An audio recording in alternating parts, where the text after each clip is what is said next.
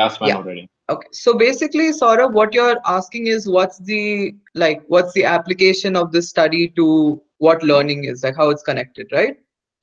Okay, now remember I told you about social learning. So we're just going to have to understand what exactly social learning is. So social learning is basically when someone learns from their environment or from like a model that were used in the Bandura study. And what they do is they imitate it later. They don't imitate it immediately, they imitate it later. And so that's why social learning is also called imitative learning. So basically, it's not just that a child is just copying what the adult is doing at that exact moment. This child has seen what the adult or anyone is doing or what the situation is presenting, has, what should I say? It's imprinted on their mind and they've recreated it in another, in a different setting or like a different time. So similarly, in this study, we had a bunch of children selected from one school. They saw an adult beating up a Bobo doll, and then after the adult finished beating up the Bobo doll, after they were seen and they were given, they were passed through all these different conditions, which as you will read the study, you will understand. They kind of saw that the children who were in certain conditions reacted in a certain way. And that's basically what they learned from what the adults were doing. So that's why it's learning. See, when we talk about learning in psychology, we're not talking about like learning textbooks or learning from knowledge. Learning can also basically mean learning behaviors, learning how we act. um, and also application, that's a very good question you asked, because application to everyday life or application to psychology is a very big issue when it comes to evaluating your studies. So when when you do your 10 markers, or even in the middle, they might ask you what are some applications of Bandura's findings, or how would you evaluate the applicability of Bandura and stuff like that. So that's why it's a good question you proposed. Part of electricity. So I want you guys to imagine that there is a circuit like this, which has got one resistor and another resistor, and you've got some potential, like some battery, which has some potential called V in. Okay? And you know, because of series connections, that the total resistance is R1 plus R2, right? Total resistance R1 plus R2.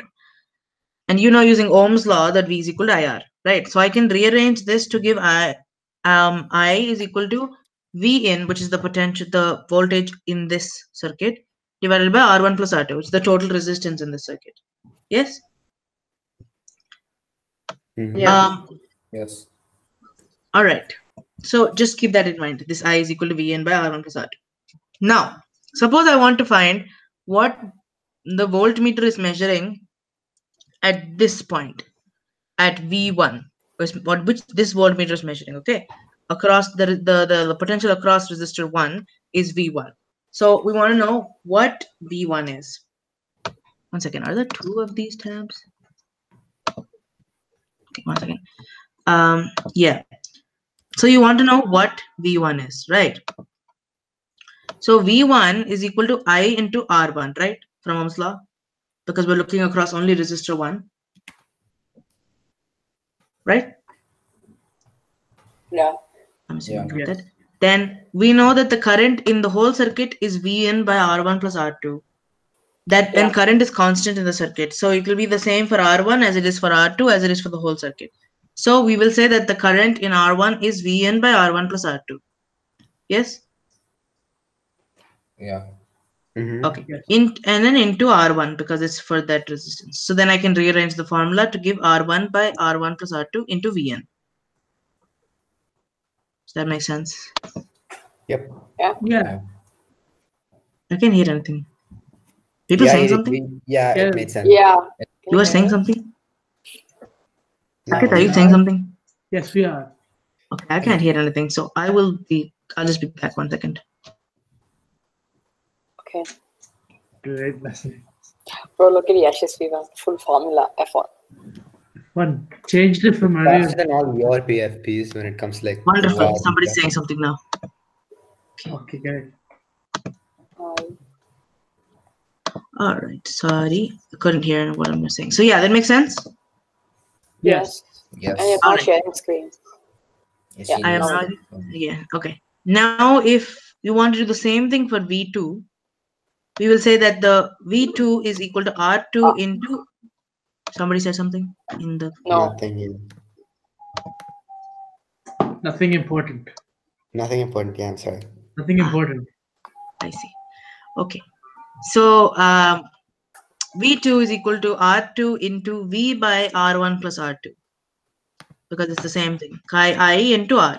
Now you again rearrange the formula. You'll get R2 by R1 plus R2 into Vn. Okay.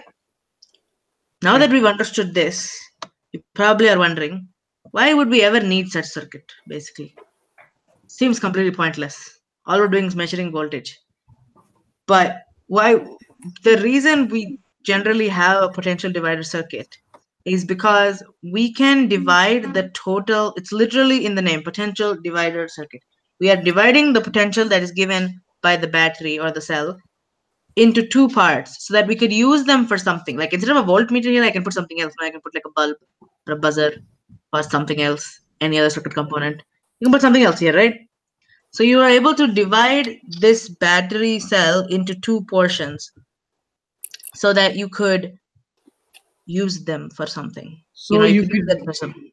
so you could use it for different types of like add-ons to the circuit which need Circuit different components.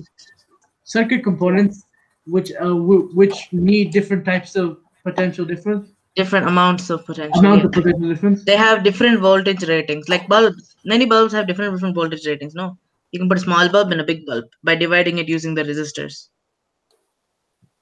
Okay. So you just divide that by the number of resistors present, right? Divide what by the number of resistors? No, you Oh, just this said Vn? that. Yeah. Yeah. The Vn gets divided by however many resistors are there, but it's not equal. The resistance value, if it's more in R, if R1 is more than R2, then R1 will have more voltage also than R2. Yeah.